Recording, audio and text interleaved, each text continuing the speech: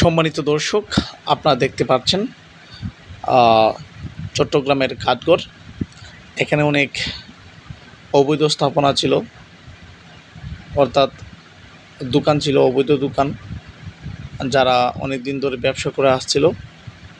এখানে অনেক যানজট লেগে থাকতো সব সময় এই দোকানগুলোর জন্য। তো ইদানিং প্রশাসন উদ্যোগ নিয়েছেন যে অবৈধ যত স্থাপনা আছে এখানে সব সরিয়ে ফেলা হোক। তো যেই কথা সেই কাজ, তারা সেই অনুযায়ী সকল দোকানপাট এখান থেকে সরিয়ে ফেলেছেন।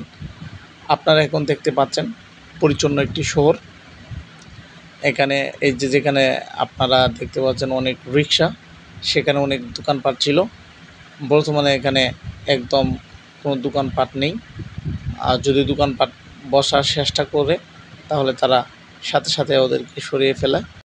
চট্টগ্রামবাসীরা চায় একটি পরিচ্ছন্ন শহর।